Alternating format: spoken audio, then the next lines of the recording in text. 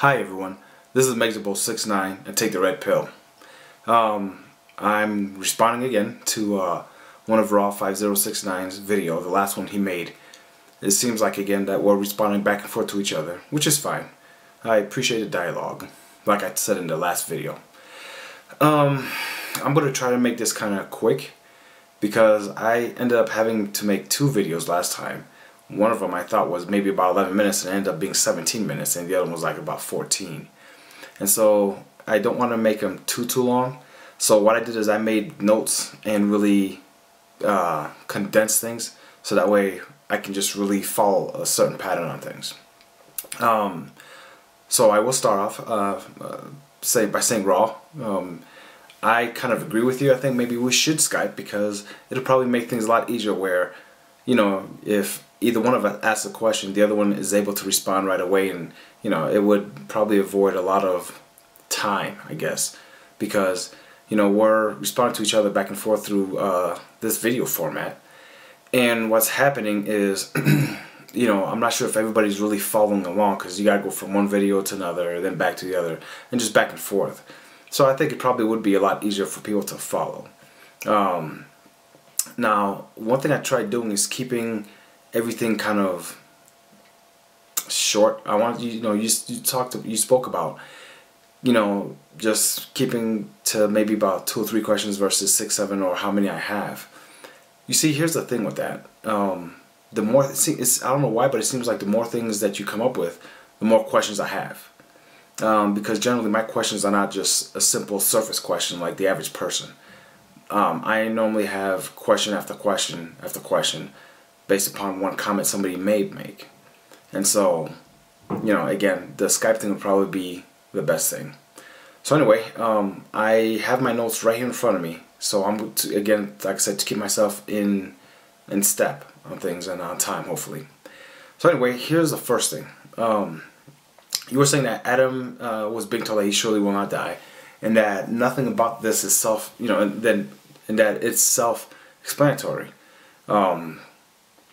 You also said that you would provide proof with other verses to show about the spiritual death, because you know you're claiming that the death that God was talking about, you said it's physical and spiritual.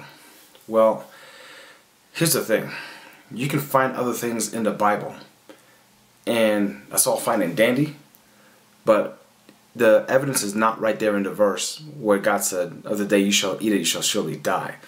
And so, if other verses are somewhere else in the Bible, then it's pretty much like using circular reasoning. You cannot use another claim in the Bible to prove the original claim that you're trying to support. It doesn't work that way. If you're trying to support, provide evidence to support a claim, then a claim has to be from another source besides the exact same source that you're originally using. Because again, that doesn't work. That's no different than really circular reasoning. So, the fact that, there's supposedly spiritual death, again, I definitely would like to see the evidence on that, because I have not seen anything in the Bible that supports that when God was saying, you shall surely die, that it was quote-unquote spiritual death.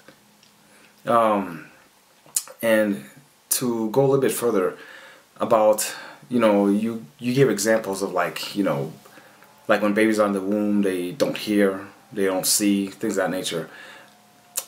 I thought that you were using that as an example to prove your point, and so I wasn't trying to split hairs by turning around and telling you that yeah, babies can hear while they're in the womb. I really was genuine in that, because again, I thought you were simply using that example, and I thought maybe you were just misinformed and did not know that babies can actually hear while they're in the womb. And like I said, babies do open their eyes while they're in the womb as well. Whatever they see, I don't know. Again, I don't know if it's like seeing, like I'm sure you've gone swimming in your lifetime, and you can open up your eyes in a pool in the water, and everything's kind of like a blur, but you can still see nevertheless. I don't know if that's the way they see, but again, to me that's neither here nor there. What babies can see or can't see. Again, I'm sure it was the analogy that you were using to try to explain what your hypothesis about spiritual ears that God gives us. If we listen to Him, if we will accept Him. And so we can, I guess, skip over that and hopefully end up using a better example down the road. Here's the thing. You also said something about you know, explaining, you know, the voice of Jesus or God, or how he sounded like. Here's the thing with that. The one thing that you did mention in your video is you said you felt love. A feeling is different than what you experience, as in when somebody speaks to you. You said you hear God still up to this day. Again, hearing comes through right here, the ears. And so, what is it that you hear exactly? I mean, you made a thing about not being able to explain things. Okay, maybe I'm jumping ahead of myself. Let me try to stick to topic, like I said, so I can go through this and the video is not too long. Okay, here's the other thing. I know that in the Bible, you know, God supposedly spoke to other prophets and other people, and that's all fine and dandy. But I guess my question was not about if God spoke to others in other prophets, others in the Bible. To me, actually, that part right there is irrelevant. My question was actually directed to you. Because you said God spoke to you, speaks to you, and you hear him. And so that's what my question was, directed to you. What did you hear, and how did he sound like? Pretty simple question. Hopefully you will explain it, because here's the thing. You end up using the analogy with like the coffee.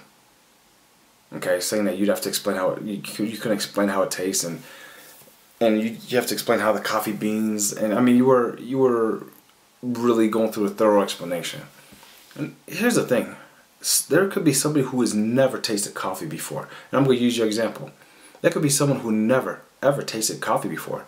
That doesn't mean that you cannot explain to them what it tastes like to you.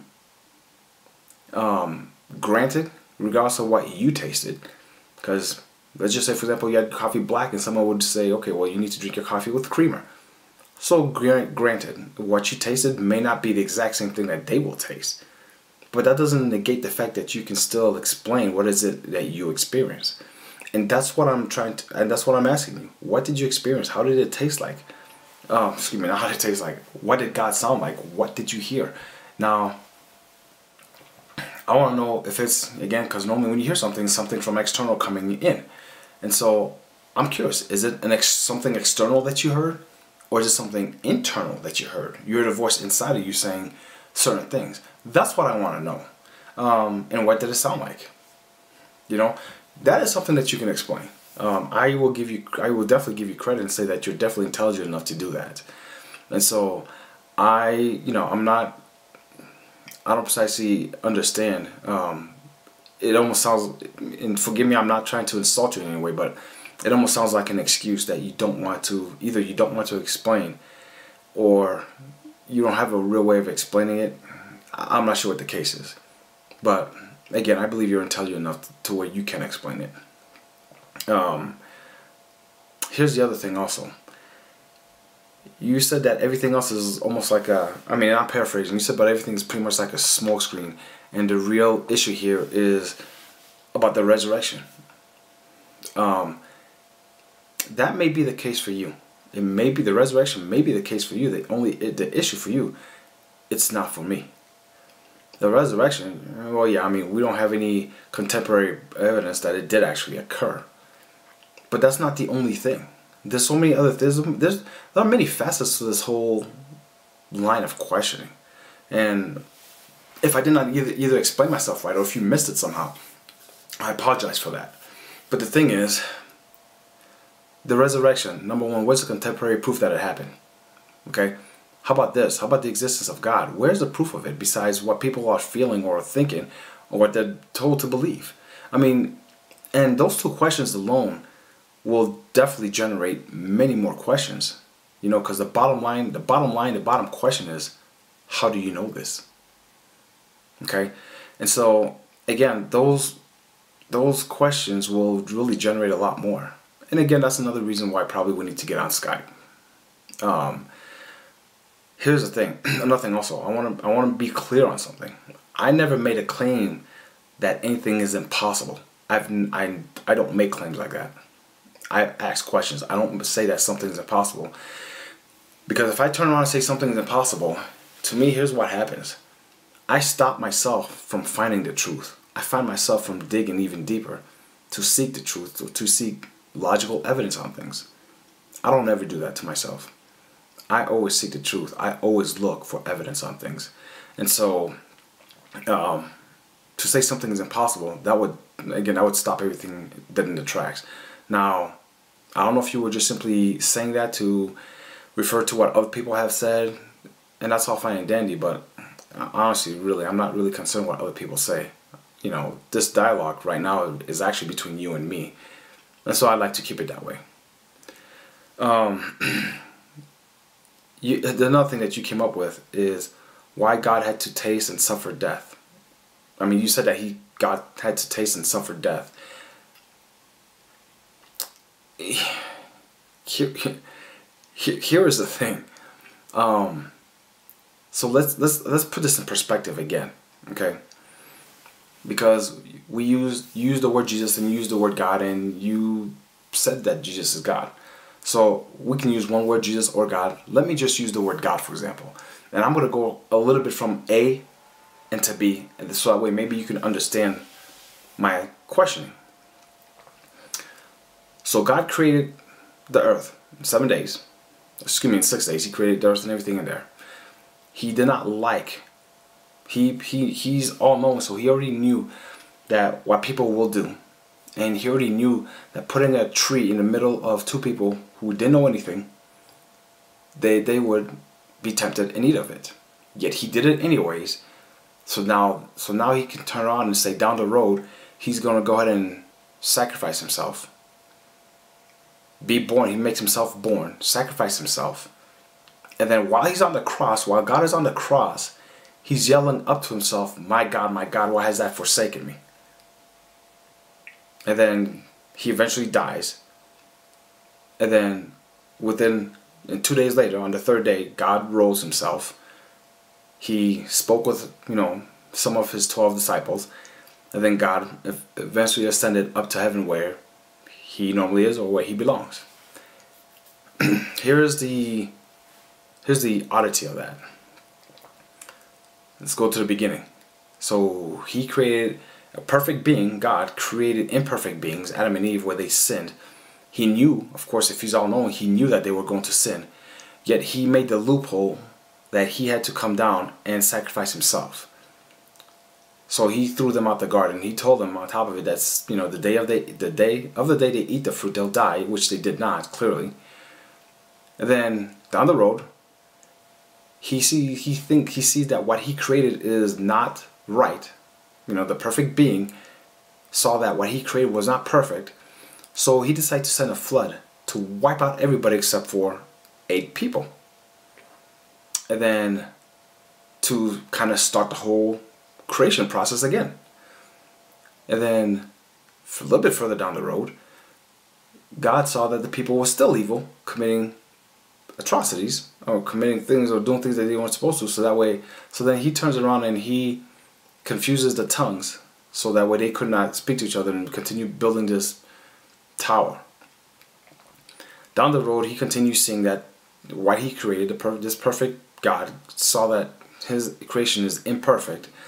And so there are numerous and different times when he goes in and orders the people to go ahead and kill and slay women, children, infant, and children. Question of morality right there.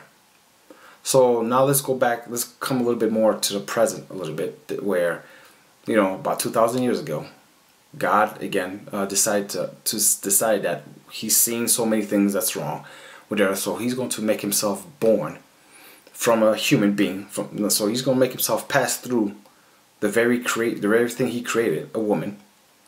And then he's going to be raised up. He's going to turn around and sacrifice himself. God is going to do the sacrifice himself on the cross because his blood is supposedly the link. And then God is going to raise himself 2 days later. While he's on the cross, even before he got on the cross, before he even got crucified, he was in the garden praying to himself, saying, if please let this cup pass, but if it's your will, let it be done. So God was praying to himself, asking himself this question, and begging himself to not go through this misery that he knows he's going to go through, a little bit down the road. So when he's on the cross, when God is on the cross, he decides to cry out to himself, my God, why has thou forsaken me? Or he cried out, it is finished, then he died. Or he cried out, Father, into thy hands I commend thy spirit, and he died. The three Gospels, they give three different versions. Anyway, bottom line, he cried out to himself, then he died, then he rose himself from the dead, and then God ascended into heaven, where he belongs, and that's what makes everything hunky-dory. Right. I mean, just looking at the questions I just asked, really, do you see the sense in all that? I mean, there are a lot of people who try to make sense of it. But I'm sorry, stepping back on a logical standpoint and looking at that from the outside in, that whole, and again, no offense to anybody, but that whole story is just that, a story. It's a nice fable, but it does not flow. So, here's the one thing I want you to also remember. I never made a claim that God does not exist. I don't do that, because the burden of proof would be upon me. Other people make the claims, which means the burden of proof is on them. The only question I ask is to the valid and demonstrable evidence of the existence of God. That's what I ask. I've never claimed that God does not exist, because the bottom line is, I really do not know. And so if I positively do not know if God exists, why should I believe something I'm not sure of? Again, I've spoken about this before. That seems to be a little illogical. And here's the thing. You also ask about why do even people who are, I guess, I'm not sure exactly how you word it, but people who are of the world, they follow other people. Here's really what I can tell you about that. I may be an educated man, but I cannot speak intelligently for the actions of other people. As to why other people, whether they are believers or not believers, why they follow other people, I don't know. I guess you would have to ask those people. But that doesn't pertain to me. So if you want to ask me if and why I do follow people, I can answer you on that. So if you have that question, please pose it and I'll be happy to answer. Now, you said that we need the blood of Jesus Christ to reconnect with God. Yet earlier you said God is the one who tasted and suffered death. So do we need the blood of God, death, in order to connect with God? I mean, again, it goes back to the whole resurrection thing that I was asking you earlier. Why do we need that? Because here's the thing. In the beginning, God said, let there be light. Well, why couldn't he just simply say, I forgive you, and then that's it? Why did God feel the need to go through all of that exercise, make himself born, make himself die on the cross, make himself cry out to himself while he's on the cross? Why did he feel the need to go through all that when he could have just spoken it into existence? If he's all that powerful, he could have done that. If he, the one that created the earth, if you truly believe that he created the earth and everything therein within that 6 days with his mouth and saying it to be, and then it comes to be, forgiveness is even easier. One would think. So I've heard the same claims of, well, you got to be born again to understand these things. You know something? There's an epic fail on that, because here's the thing. I was born again. I was born believing in Christianity. I grew up in it. I strongly believed it, and I told you in my last video, I prayed like crazy. I mean, honestly, there was even a time, believe it or not, that I came close to actually starting to go to school, to seminary school, so I can become a pastor. When I was in Florida, when I was stationed out there, when I gave the example about that girl who came into mother, brought her into the church on a wheelchair. At that church, I came close to actually starting seminary school to become a pastor. Guess I'm glad I didn't. Well, I mean, actually, it doesn't make a difference, because had I done that, I would have seen the truth probably a lot sooner. But here's the thing. I really don't care. Does not exist. Okay, so I'm going to get to what I was going to say in a second. But again, here's the thing. The whole claim of whether Jesus is alive today or not, I mean, really? The man was dead over 2,000 years ago. He physically died, so explain to me, how is he alive right now? Now, here's one last question I'm going to throw into the mix that I have not addressed before. But, you know, something I thought about it, I'm like, well, you know, something I'll go ahead and ask anyway. Now, there's a whole notion that God is in heaven. That's where he lives, and that's where we will be eventually one day in heaven with God when we die, and if we believe in him and follow his statutes and the whole 9 yards. And there's also the notion that God is all powerful, that he can speak things, obviously, like he did in the beginning. He can speak things into motion, and that it will happen. Here's a question I have. If all of that is true, and if God is truly all-knowing of things, why is it that in Revelation there's a need for battle in heaven? Why is it that he needs his angels to go fight a battle for him, in which there's like hundreds and hundreds fighting? Why would they? How is it that they can come up to where he is? How could the devil and all his dominion come up to where God is and have a battle with God? Can't God just simply say, "Be gone," and that's it? He's gone. Why would there be a need for an actual battle? And here's the other thing. That brings me to another question also. When, you know, again, when I use Jesus, when just say God. When he was in the desert for 40 days and 40 nights, if God owns everything, if he created everything and everything is his, how in the world is the devil going to try to tempt God with something that's already his? I mean, think about this. If I turn around right now and tell you, those blue jeans that you're wearing, if I come up to you and ask you right now and say, you know, those jeans, whatever color they are, blue, black, whatever, if I come to you and I say, those jeans that you're wearing, I will let you have them if you come take a ride with me to the ice cream store. Now, based on that premise alone of just you taking a ride with me, and that's how I'm going to let you have those jeans, more than likely you're going to turn around and tell me that I'm crazy, and then your answer will be no. Because you're going to say, well, I own these jeans, they're mine. So based on that premise, I'm not going with you anywhere. You got to come up with something better than that. I cannot bargain with you on what's yours. So the same thing again is the same question. If God truly did make everything, and everything underneath the sun, to include the earth and whatever is his, it's in his hands, all powerful, all the power in his hands. How in the world is the devil able to come up to him and try to bargain with God on something that's already his? Where's the sense in that? To turn around and say, if you only kneel before me, I will give you all these riches in the kingdoms. I mean, didn't they belong to God already? So anyway, there's a lot of questions I have. Here's the thing I would suggest. If we're gonna keep it to 2 or 3 questions so we can really elaborate on the question and answers, then maybe we need to stick with 3 core questions. You can think about what they are, and then we'll take it from there. But until next time, I look forward to speaking with you, Raw5069. At any rate, this is Megzabo69 with Take the Red Pill. Have a nice day.